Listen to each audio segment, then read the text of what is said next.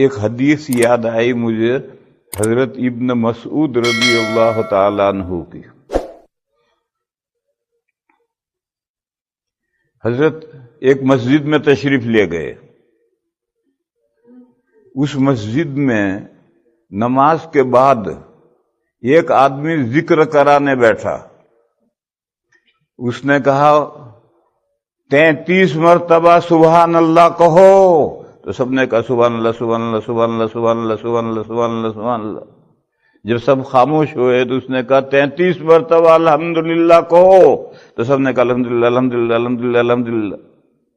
تو حضرت ابن مسعود نے ان کو سخت ڈانٹا اور کہا یہ جو تم نے طریقہ ذکر کا شروع کیا ہے صحابہ کے زمانے میں نہیں تھا. بس یا تو تم ہدایت پر ہو یا صحابہ ہدایت پر تھے، اور صحابہ بالیقین ہدایت پر تھے تو تم گمراہ ہو گئے ہو جو اس طرح سے مل کر ذکر کر رہے ہو. یہ حدیث ہے. ابن مسعود نے سخت نکیر کی اور اس مسجد سے چلے گئے. بس بہت سے اعمال انفرادی ہیں، ان کو اگر آپ اجتماعی بنا دیں گے تو وہ غلط ہے. جیسے یہی نماز کے بعد 33 34 ہر آدمی مسجد میں پڑھتا ہے، مگر یہ انفرادی عمل ہے. لیکن اگر امام صاحب ذکر کروانے لگے کہ کہو سبحان اللہ، اب سب سبحان اللہ سبحان اللہ سبحان اللہ سبحان اللہ کہو الحمدللہ الحمدللہ الحمدللہ، یہ بدعت ہو گیا. اس لیے کہ اس طرح سے اجتماعی ذکر کا ثبوت نہیں ہے. ابن مسعود رضی اللہ تعالیٰ عنہ نے یہی نقل کی. آج ہم دیوبندی کہلانے والوں میں بہت سی باتیں ایسی شروع ہوتی جا رہی ہیں جو دیوبند کا موقف نہیں ہے. وہ دیوبند کو بدنام کرنے والی باتیں. مثال دوں میں، نبی پاک صلی اللہ تعالی علیہ وسلم کی وفات کس دن ہوئی ہے، ولادت کس دن ہوئی ہے معلوم نہیں، تاریخ متعین نہیں. اور یہ جو لوگوں نے 12 ربیع الاول طے کر لی ہے تو 12 ربیع الاول تو ہو ہی نہیں سکتی. ربیع الاول طے ہے، پیر کا دن بھی طے ہے، تاریخ 12 نہیں ہو سکتی. کیوں نہیں ہو سکتی؟ یہ ربیع الاول، اس سے پہلے صفر، اس سے پہلے محرم، اس سے پہلے ذی الحجہ.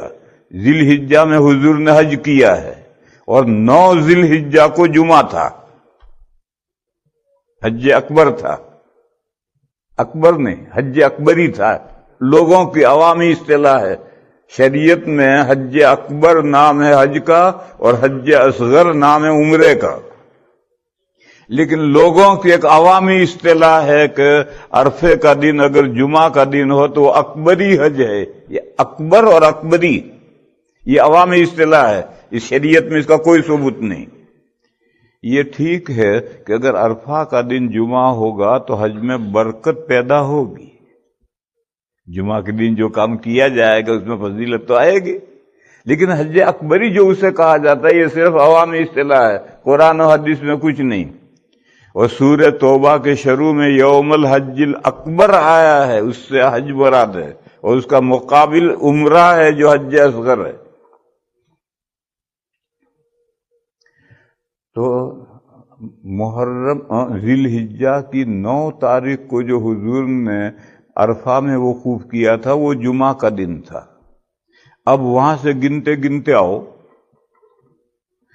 تمام مہینوں کو 30 کے مان لو، تمام کو 29 کے مان لو، بعض کو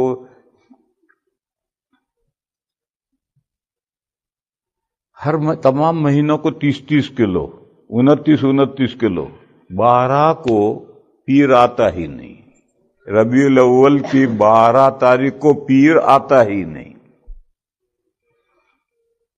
تو مہینہ متعین ہے، وفات ربیع الاول میں ہوئی. دن متعین ہے، پیر کے دن ہوئی، تاریخ نہیں معلوم. اور جو وفات کی تاریخ ہے وہی ولادت کی تاریخ ہے. اور اسی لیے میلاد النبی مناتے ہیں، اور گجرات والے کہتے ہیں 12 وفات، وفات بھی نہیں 12 وفات۔ تو پیدائش اور وفات کی ایک ہی تاریخ اور دن ہے، اور 12 وفات کا کوئی حساب ہی نہیں بیٹھتا ہے، تو ولادت کے لیے تاریخ، میلاد کی تاریخ 12 کیسے ہو گئی؟ تو یہ تو لوگوں نے زبردستی گھڑی ہے تاریخ۔ اسی طرح سے شب معراج متعین نہیں، مہینہ بھی متعین نہیں ہے کہ رجب میں معراج ہوئی، ایسا بھی متعین نہیں، 5 قول ہیں۔ تو یہ تو لوگوں نے جو رجب کی 27 طے کر ڈالی ہے، یہ تو ایسی ہی طے کی ہے جیسے 12 ربیع الاول ولادت کے لیے اور وفات کے لیے طے کیے، ایسے زبردستی طے کی۔